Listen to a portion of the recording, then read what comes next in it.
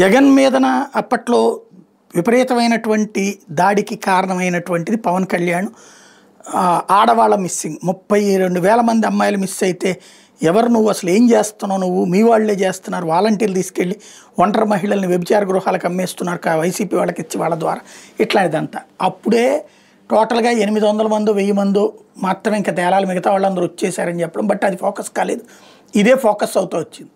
ఇప్పుడు ఆ 32,000 మంది ఏరి పవన్ అంటూ పదే పదే అడిగేటటువంటి వాళ్ళు ఉన్నారు. బట్ ఇక్కడ సమాధానం చెప్పేవాళ్ళు ఎవరు లేరు. మీడియా కూడా ఎట్లాగూ ఇప్పుడు తెలుగుదేశానికి అనుకూలంగా ఉన్నాడు కాబట్టి పవన్ కళ్యాణ్ మీద అట్లా రాయలేదు. అదే కనుక పవన్ కళ్యాణ్ తెలుగుదేశానికి వ్యతిరేకంగా ఉండుంటే మీడియా అదే రాస్తుండేది. ఇప్పుడు సాక్షి రాస్తుంటుంది అప్పుడప్పుడు.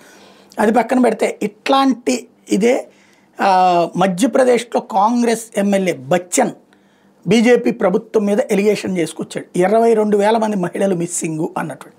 అక్కడ మంత్రి అదే చెప్పాడు, చూసుకో ఒకసారి మిస్సింగ్లు ఏడాది మిస్సింగ్ డేటా తీసుకుంటావు, ఆ తర్వాత ట్రేసింగ్ డేటాలు ఉంటాయి, ఇంట్లో నుంచి వెళ్ళిపోయేవాళ్ళు, పెళ్లి గురించి వెళ్ళిపోయేటటువంటి వాళ్ళు, ఇలా రకరకాలు ఉంటాయి, అవన్నీ మళ్ళీ వచ్చేస్తూ ఉంటారు.